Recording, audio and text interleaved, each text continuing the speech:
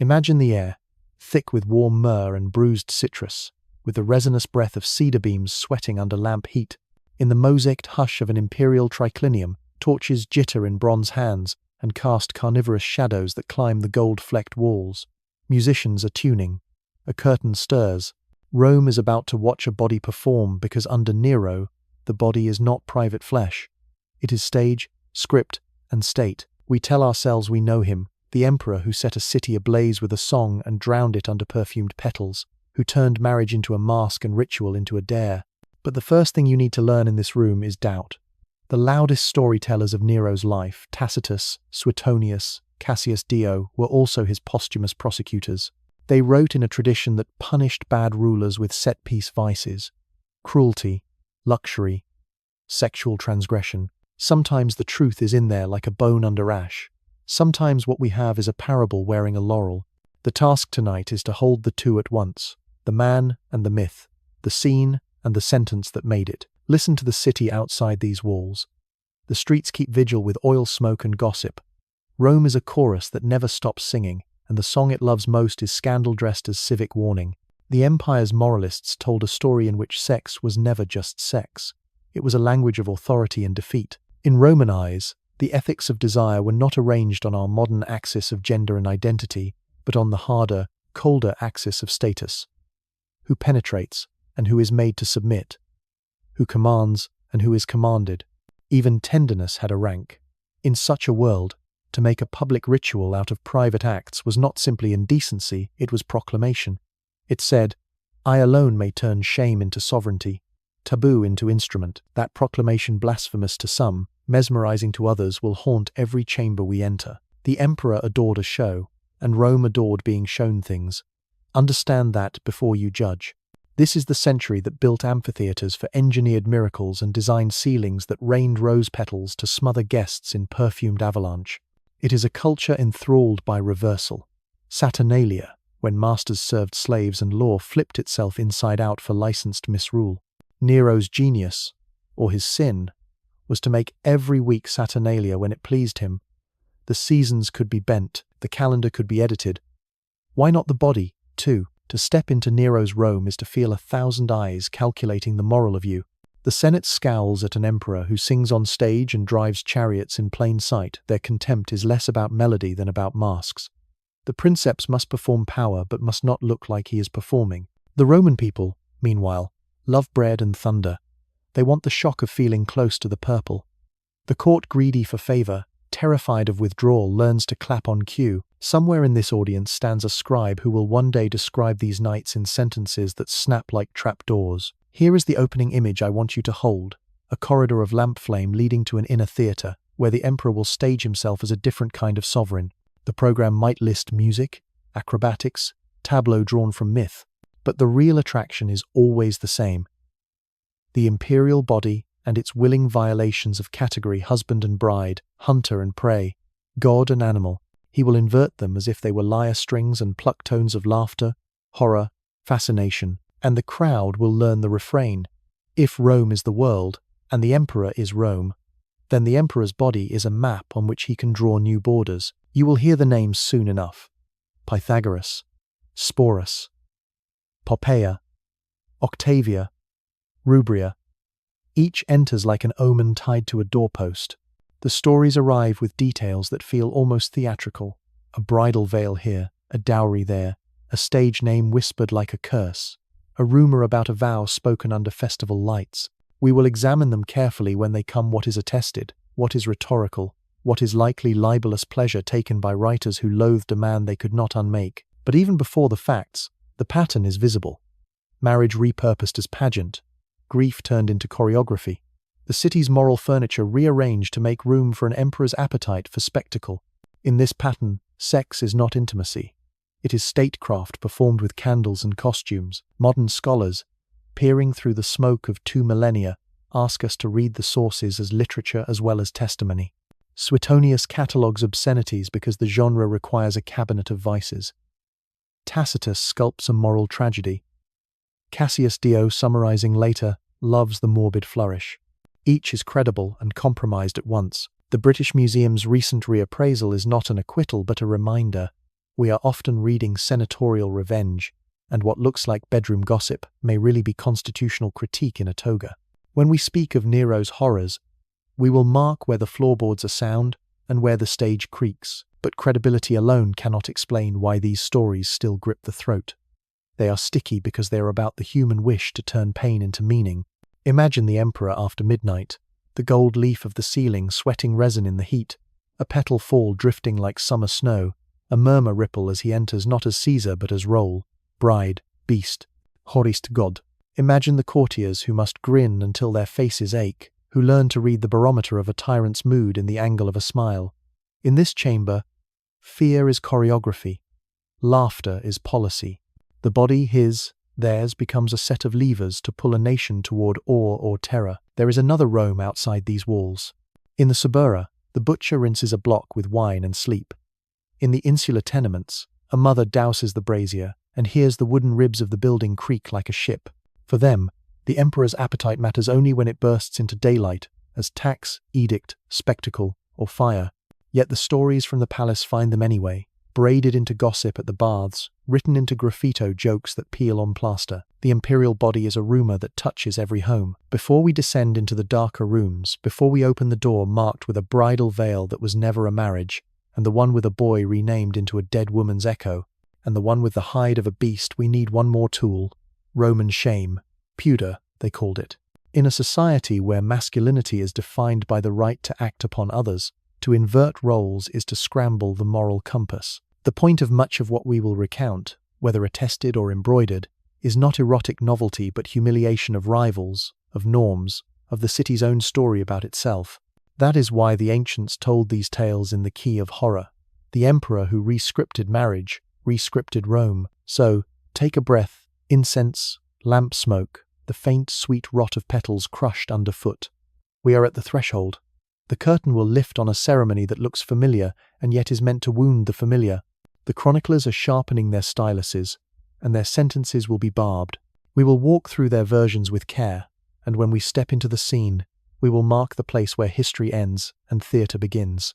This is not just the story of what one man did in a palace. It is a study of how a civilization made sexuality a grammar of power, and how the stagecraft of a single emperor could terrify an empire into remembering him forever. The curtain lifts on a wedding that is not a wedding. Lamps hiss. A veil the color of ripened flame, a flammeum, slides over the imperial face. A chorus of congratulations rises, because Rome knows the lines, knows where the torches should go, and how the bridal bed should be paraded like a vow made visible. But the roles are wrong. The emperor is the bride, and the groom is a freedman named Pythagoras. What unfolds is not law but theatre, staged during a season when Rome already plays at Inversion Saturnalia, the licensed carnival where rank is rounded off and misrule is permitted to glance at the throne. The ancient writers will preserve the scene with the relish of scandal.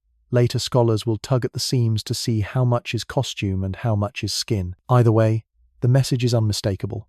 In Nero's Rome, privacy is statecraft, and the body can be rewritten as easily as a festival date. Our sources disagree in the way witnesses do when memory is heated by contempt. Suetonius, collector of imperial sins, says the bridegroom might have been a powerful freedman called Doryphorus. Cassius Dio gives the name Pythagoras, and crucially spells out the inversion, married Sporus, and been given in marriage to Pythagoras. Modern classicists suspect Suetonius simply misnamed the man. The larger point is consistent. This was a ceremony in which the princeps, by definition the city's husband, played at being led, not leading. That reversal was the bite. In Latin, to lead a wife is built into the grammar of marriage. To be led is to confess a failure of sovereignty. The scandal is not who loved whom, it is who obeyed whom. On a night designed to prove that no role could constrain him, not even the role of manhood as Rome defined it, it matters that the ritual trappings were correct. The veil, the procession, the joking of the crowd, these were not random decorations but the furniture of Roman wedlock, instantly legible to any bystander. A Roman wedding was a public thing, a choreography of torches and vows, a bed displayed like a banner to signal union. Nero raided that symbolism with the instincts of a showman. He did not change the law. He changed the lighting. No statute recognized such a union, and no archive could record it as anything more than pageant. But in a city where appearance is a language, pageant speaks loudly. The emperor was telling Rome, I can make the signs say what I want. I can make the city applaud a contradiction. From the first wedding that wasn't, the story walks, no. It runs toward its darker twin. The name is Sporus. He appears in the texts like a lantern held too close to the page, throwing the letters into fierce relief. Suetonius's sentence is cold, almost bureaucratic. The boy was castrated and made to resemble a woman. Then Nero married him with dowry and bridal veil and kept him as a wife. Cassius Dio adds the detail that ignites the imagination. The boy resembled the late Empress Poppaea, and Nero called him by her name. In Greece, they staged another ceremony, Tigellinus, the prefect, allegedly giving the bride away, and the crowds shouted the wedding wishes Romans always shouted, as if hoping children might someday come from a union the law could not conceive.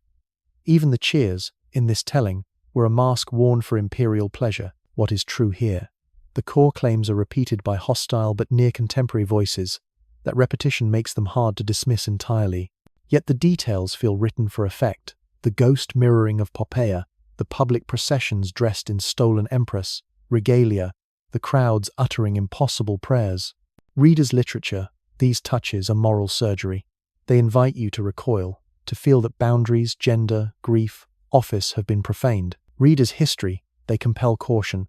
Are we seeing Nero's private pathology, or the senatorial imagination indicting him with the sharpest tool it owned? A story that stains. The British Museum's recent reappraisal urges us to hold the possibility that some of this is the afterlife of a reputation. But even a rumor becomes a kind of reality once it teaches Rome how to feel about a ruler. Stories do politics long after witnesses are dust. There is a further edge to the Sporus narrative that the ancients hardly needed to spell out. Roman marriage was an engine of status, property, and heirs. Its rituals were civic, its metaphors agricultural, its symbolism rooted in the fertility of fields and families. To graft those symbols onto a eunuch bride is not only to court outrage, it is to parody the very machinery of Rome's future. If the emperor makes a theatrical widow of a dead empress, and then tries to replace her with a living echo, is he not also declaring that succession itself is theatre, that the state can be dressed to resemble stability? There is a cruelty here that is more than bodily. It is semantic. It is the deliberate bending of words until they whine. At the margins of these weddings stands a smaller, sharper story. Suetonius says Nero violated a Vestal virgin, Rubria. To a Roman audience, this accusation lands like a falling column. The Vestals were Rome's living vows, their bodies pledged to the city's fire. To harm one was sacrilege that could unhouse the gods. Whether the charge is fair is not the only question. Why the charge is made matters too. To claim that Nero broke Rome's holiest taboo is to say that he set his will above the gods, that no altar was safe from his experiments. The writers are not just enumerating vices, they are selecting the kind that rewrites a nation's covenant with the divine. And what of Poppaea, the absent presence whose likeness allegedly guided the choice of Sporus? The versions are a tangle. Suetonius, working in the key of outrage, says Nero killed her with a kick while she was pregnant. Cassius Dio repeats a version of the blow. Tacitus, cooler and crueler in a different way, will not say exactly how she died, only that the emperor's public grief and private actions turned sorrow into political theatre. Take from the knot at least this thread. Whether by accident, rage, or rumor sharpened to a point, Poppaea's death became the frame in which later writers hung the Sporus story. If the emperor lacked an heir and a living empress, then making one by ceremony and costume was both desecration and confession, a grief he would not endure, remade as spectacle he could command. Imagine the procession after the Greek wedding. Sea light on bronze helmets. Musicians soaring a happy tune no one quite believes. The new bride led through streets that are not home, wearing colours that once belonged to a woman now sung as a goddess. The cruelty is not hidden, it is gilded. The court applauds until its palms sting. The prefects beam, counting debts. Somewhere, a stenographer notes the official compliments, the prayers for children no midwife will ever lift from a bed. Rome is being trained to watch and not ask what the watching costs. And yet, because history rarely gives us the mercy of clarity, we hold in the other hand the possibility that some of this is staged after the fact by pens, determined to paint Nero as a monster who could not be human where it most mattered. The New Yorker's survey of the British Museum's show pointed out how often tyrant tales repeat. The wife struck, the city burned, the palace obscene. Topoi are easy to memorize. They travel well, but beyond the literary pattern, the pattern of behavior still chills. The appropriation of rights, the public humiliations, the habit of turning the most intimate acts into instruments of power. Even if the scene is varnished, the wood beneath is real. In the end, whether the veil fell in Rome or in Greece, whether the bridegroom's name was Pythagoras or misremembered, the program is the same. Take the city's grammar and rearrange it until meaning becomes obedience. The emperor's marriages that weren't taught Rome, that roles could be props and vows could be set pieces. Tomorrow night, the play will be crueler. The hide of a wild animal is waiting. A cage stands at the edge of a banquet like a punchline no one wants to hear spoken aloud. When desire is only a lever, horror is the easiest way to move a crowd. The banquet begins like a miracle. Ceilings breathe, panels sliding open to sift blossom and incense as if the room itself has lungs. Water tinkles in hidden channels. A summer wind, domesticated by engineers, prowls the gilded cornices. Servants move like constellations in practiced orbits, refilling cups before thirst learns its name. This is not eating. It's architecture arranged to flatter appetite. Rome had never seen a house like the golden rooms calibrated to astonish, a dining hall that could turn with the stars. To dine here is to feel that nature has agreed to be choreographed. When an emperor can make the sky spin indoors, what exactly is left that cannot be staged? Music swells, and a new spectacle rolls from the dark, a cage. The musicians falter, then find the note again. The guests laugh because laughter is safer than silence. It's a theatre trick, they tell themselves. The emperor adores theatre. He plays the kithara like a man trying to turn sound into power. A handler lifts a latch. The door yawns. What comes out is not an animal but a man wearing its skin. Ancient pens will tell the rest with the relish of moralists. The emperor, masked in hide, released as if from a den, noble bodies presented as props, the scene descending into a stylized hunt that no one could mistake for sport. Even if the details are sharpened by hatred, the outline is terrible enough. In a city trained to read sex as a diagram of command, this masquerade is not just cruelty. It is an essay. It says, I can invert the order of things and make you applaud the inversion. It says, I can make a dinner, a courtroom, and you'll fear the verdict. It says, I do not merely hold power, I can give it a costume, and you will still recognize it. If you flinch from believing the scene exactly as the chroniclers paint it, you are not wrong to be cautious. Their prose is a theatre of its own stock vices, recurring tableau, the tyrant as machine for appetites.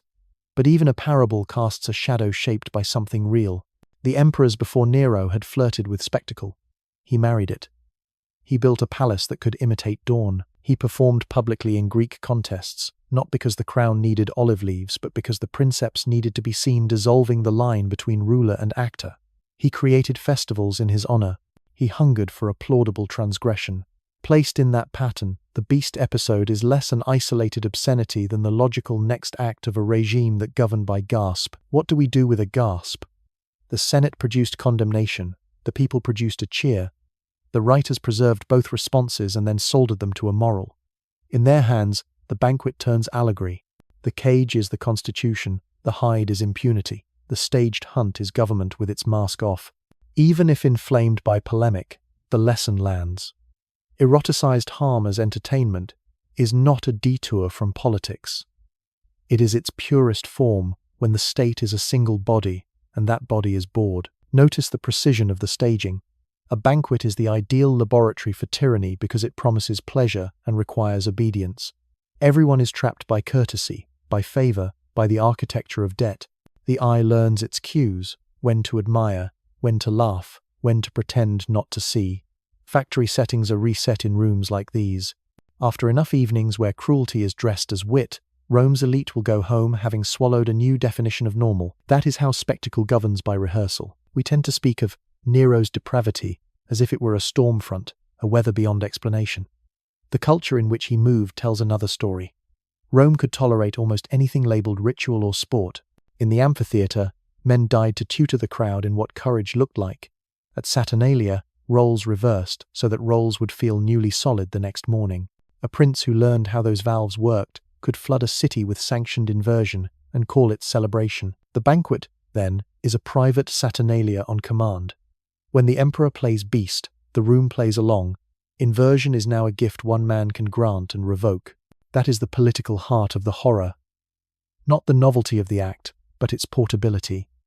It can happen anywhere there is table, music, and fear. What about the guests? those polished creatures who know every etiquette except how to refuse. Some are aroused by proximity to danger. Others practice the survival art of not having seen. A few will try to weaponize the performance, smiling at the right moment, looking correctly appalled, paying moral outrage as a tax they hope will be repaid in influence.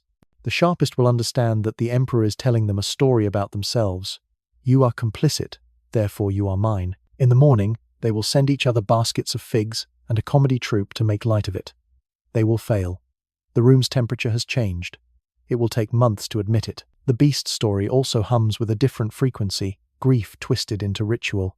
Nero's household is a shrine to losses made theatrical, an empress dead too soon, a city softened by fire, a line of succession that refuses to write itself in clean letters. When the chroniclers place a pelt on the emperor's shoulders, they aren't only calling him predator, they are saying he is a man trying to make his pain omnipotent. If he can choose the mask, he can choose the meaning. If he can choose the meaning, maybe he can choose the past. This is not sympathy, it is diagnosis. Autocracy often treats suffering as a license. The rest of us are made to endure the license. We should say what we cannot know. We cannot know the precise choreography of such nights, the angle of the torchlight, the sequence of toasts, who looked away first.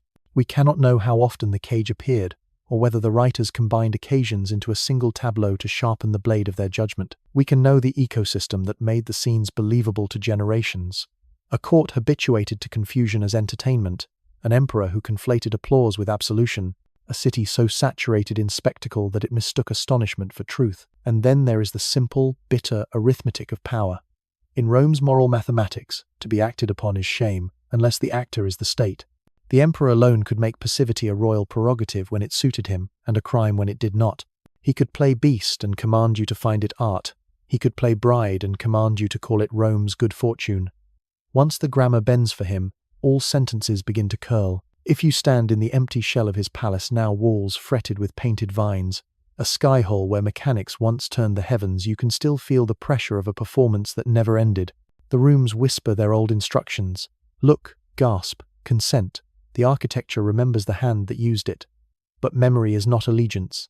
The same walls also bear the patient graffiti of later visitors, little names scratched into paint to say, I too was here, and I did not applaud. The banquet is over. Lamps gutter in cups of oil. Servants rinse the mosaics with water that smells faintly of roses. The cage sits open like a mouth that has forgotten its prey. Guests drift into night with careful faces, their sandals whispering across floors that reflect them back as strangers. Rome exhales. Somewhere in the city, a poet begins to turn what he half saw into something uglier and more useful, a warning masquerading as a memory. By the time he is finished, the emperor will be more beast than man, the scene more emblem than event, and yet the emblem will do its work, seeding a story that outlives both dinner and dynasty. Tomorrow the rumors will braid themselves to older ones, the bridegroom veil, the eunuch empress, the unholy trespass at an altar no one dared name aloud. Patterns will emerge, neat because they are meant to be legible. Inversion, humiliation, theatre without exit. After that, there is only the question that keeps empires awake. How long can a city let its ruler turn fear into a festival before the city learns to fear its own reflection? The answer waits in the next room. Octavia's pale shadow is standing there, framed by a doorway of cold light. Poppaea's perfume still haunts the carpets. Fire has not yet found the city, but smoke is already writing its prologue in the rafters.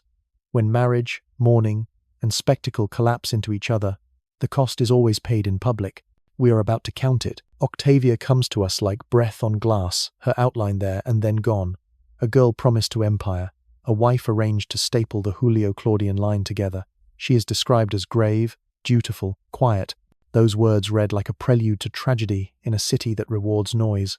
When Nero tired of her, the machinery that turns private grievance into public good whirred to life. Charges were assembled like stage flats, infidelity, sterility, anything that could make the marriage look like a civic hazard rather than a husband's impatience. The people did not accept the script. They loved Octavia the way a restless city sometimes loves its pale emblems. They rioted, demanded her return, chiseled her name into their anger. For a day, the crowd outran the court, but empires have longer legs. Exile followed, then a death managed off stage, the kind of quiet that makes a room feel colder when you re-enter it. Octavia's passing became another silence the chroniclers learned to make speak, a warning that under Nero, Even virtue could be charged with treason if it failed to applaud. Poppaea is the opposite weather amber, fragrant, arriving not as a whisper but as perfume. She was a talent for survival, bundled in silk, praised for beauty, accused of calculation, adored publicly by a husband who alternated between worship and rage. Rome liked to watch them together because the sight promised politics in the shape of romance. A real empress after an unloved one. A hope that the palace had found its equilibrium in a new pair of hands. The hope did not learn from history. It is said she was pregnant. It is said the emperor struck her in anger.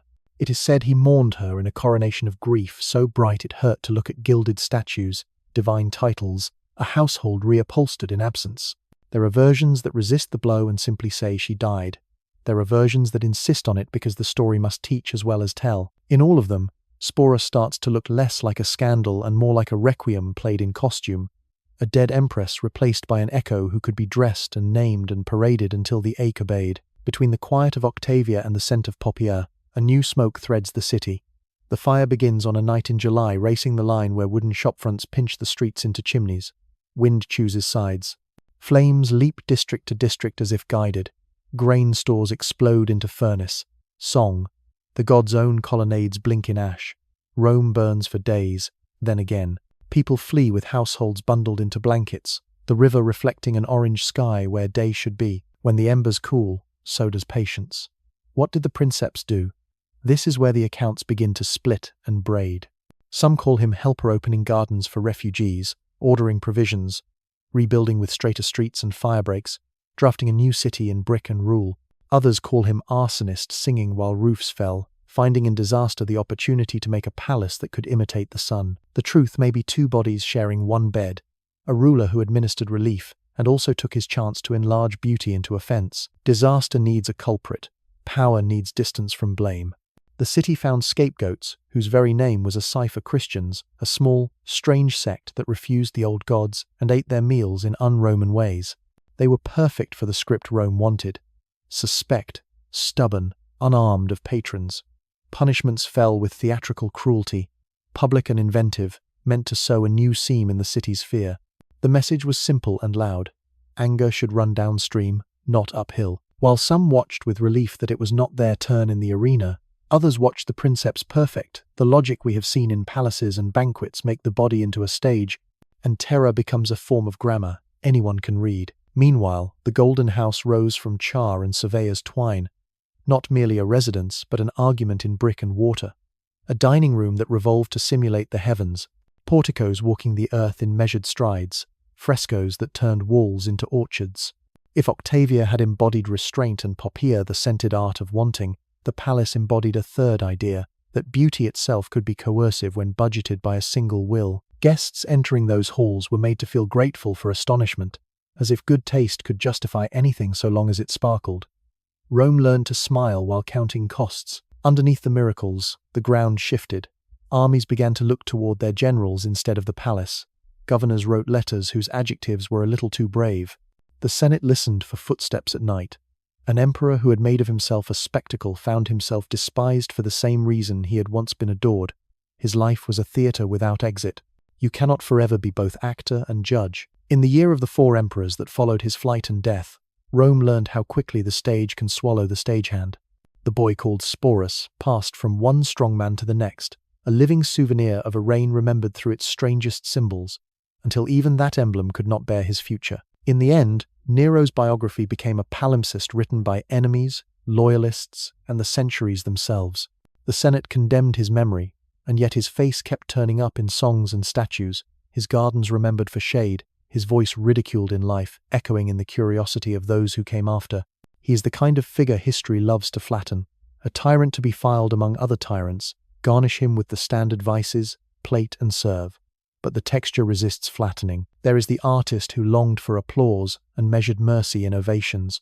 There is the grieving husband whose grief became dangerous when it demanded costume and chorus.